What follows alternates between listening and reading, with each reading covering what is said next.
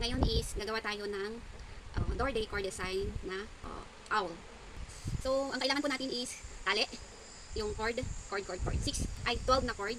12 na mahabang cord. Then, bell. Then, maliit na round. Tapos, malaking round. Then, mata. Yung ganyan. Magaling muna natin. Ito yung mata. Di ba may nabebenta na ganyan? Tapos, ito. Oblong na ganito para pag dikitan ng mata. Yung may butas dito para pwedeng ipasok sa ano. Yung malaking round na may butas. Tapos, ito. Then, what else? Ayan. So, ang unang gawin natin is mag-braids tayo. Okay. Diba nakaganyan siya? Isang tali. Then, ganyan. Tapos, kunin mo lang doon. Ayun. Next is, mag-braids tayo ng ganito. I-braids natin itong magkakaparehong kulay. Yung apat na ganito. Diba, dalawa siya. Pero pagka pinagdugtong mo, pinagyugti mo, magiging apat na. So, ganyan, apat, ganyan, apat. So, yung dalawang boss side is magkaparehas. Tapos, sumunod is isang magkaparehas. Ayan. Then, ito, then ito. So, mag-braids na tayo. Ituro ko kung paano i-braids yung parang ganito. Ayan. Paano ba i-braids ito? Ayan. Ito, ganito. Ito, then, lagay mo lang doon, then, tapos mo dito, then, pasok mo doon.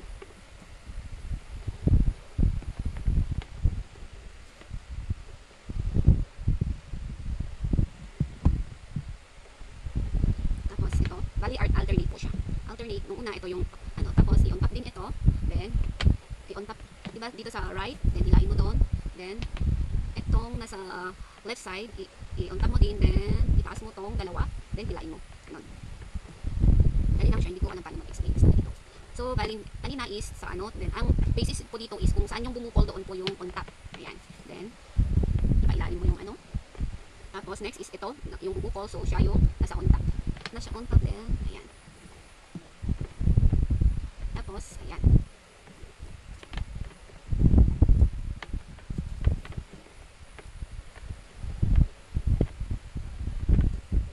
Alternate lang po siya. Tapos yung dalawang nasa gitna, naka-steady lang yun. Yung both side yung gumagalaw. 1, 2, 3, 4. So, may dalawa pa.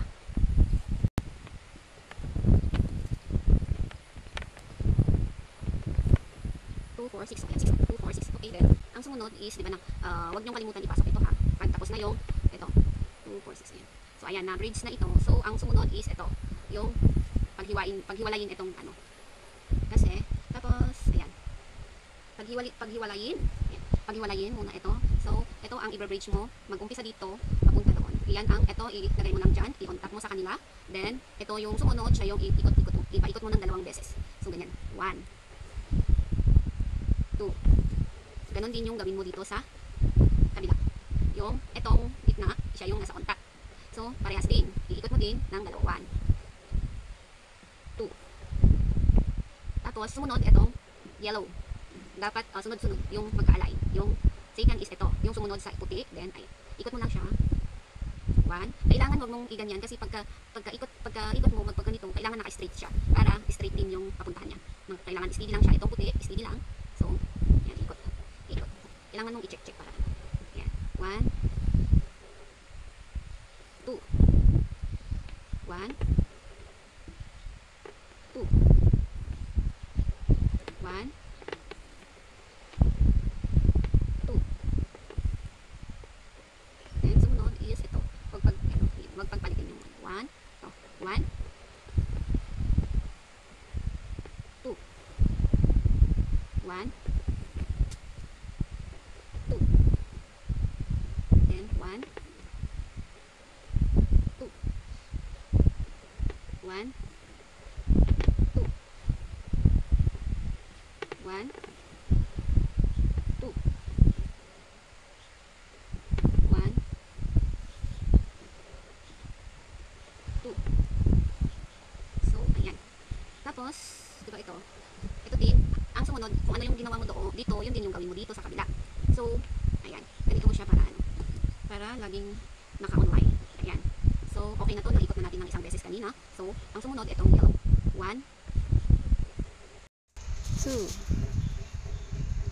1, 2, 1, 2, 1, 2, Pare-parehas lang po ang pattern yan. Ikot-ikot lang po ng 2 beses hanggang sa dulo. Parehas lang ang pattern. Then next is yung nasa gitna ulit, yung pinakauna naka-on top, then kasunod is yun po yung iikot-ikot 2 beses until the end, hanggang sa dulo ng chord, pinaka-last na chord. Pero include nyo po yung puti na yan kasi hindi ko na-include kasi nalito ako kanina nung nag-braids ako. So yung next ulit, yung kabila, itong puti na yan ulit yung i-on top nyo, then iikot-ikot nyo ulit yung kasunod niya, magkakasunod na chord 2 beses ulit. Kung ano yung ginawa sa kabila, ganun din ang gawin sa kabila. Parehas lang po ang pattern yan. Tapos ito, sali pala to. Bali hindi natin naisali kanina, so bali ito. Isali siya. Oh. Balik ko sa gitna, then kunin yung pinakaunang chord and i-on top, then yung magkakasunod po na chord, yun po yung iikot-ikot natin ng 2 beses hanggang sa dulo. Lagi pong ganyan yung pattern hanggang sa dulo. Ayan, minsan binabaklas natin kasi hindi siya mahigpit yung pagka ikot-ikot ko. Kailangan mahigpit yan para maganda yung outcome pagkatapos. Hindi po tayo nagkamali kaso yung higpit niya is medyo maluwang. Ayan, pagtapos na po yung 3 chord na yan, kasunod po niyan yung pang-4 na chord, hindi na po isasali. Huwag mo nang isali sa pag-ikot mamaya. Hanggang puti na lang, hanggang puti, huwag mo nang iikot ito later. So, ito, ganyan. 1, 2, 3, 4, ay, 2.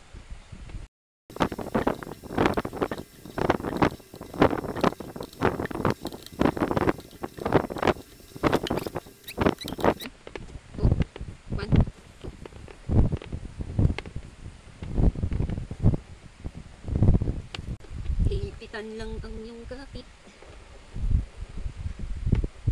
Hindi ako nagkamali doon. Gusto ko lang mahigpit.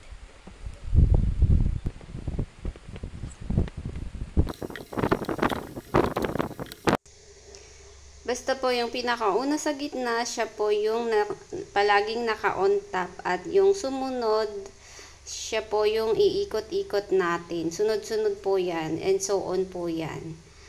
So, ganyan siya.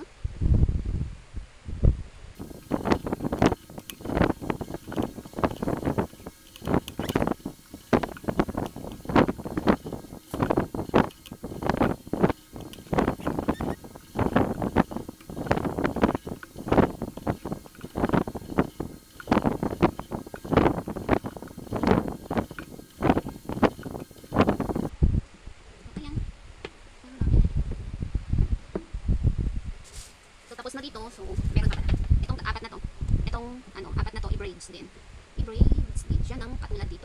Katulad dito. Ito. Yan. So, bali, alternate yung pag nasa on top. Yan. Basta ito yung basis kung saan yung bubukol sa taas, yun yung nasa on top. Yan.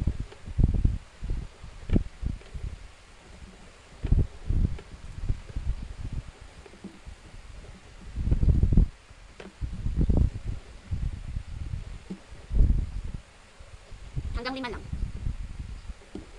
2, 4. 2, 4, 5. Hindi, 6. Ito, 6 eh.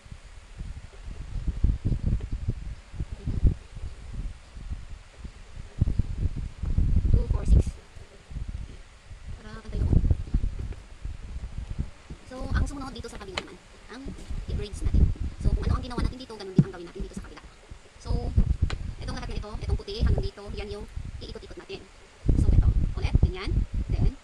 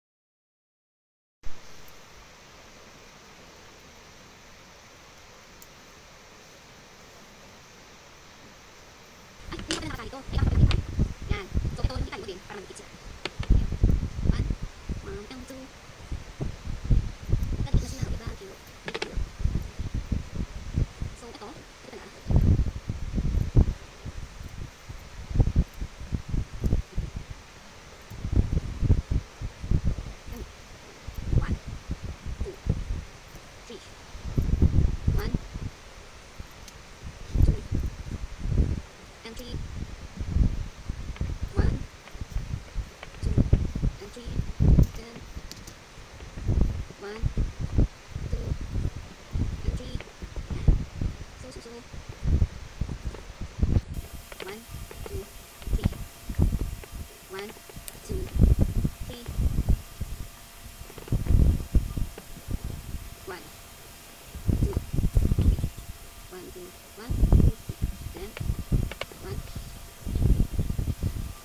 2, and 3. So ayun.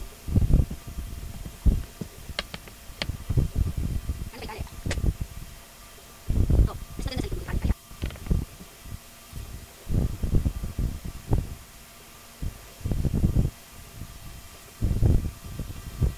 1, 3, 4.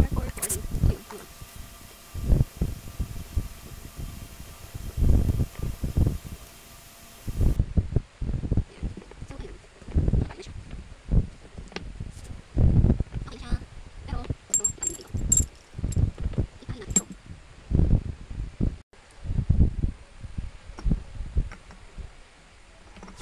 So, ayun. Itali natin ito para mahigpit.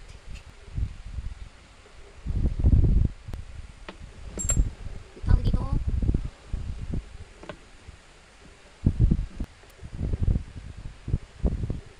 Ayan. Then, ayan. This one. This is it.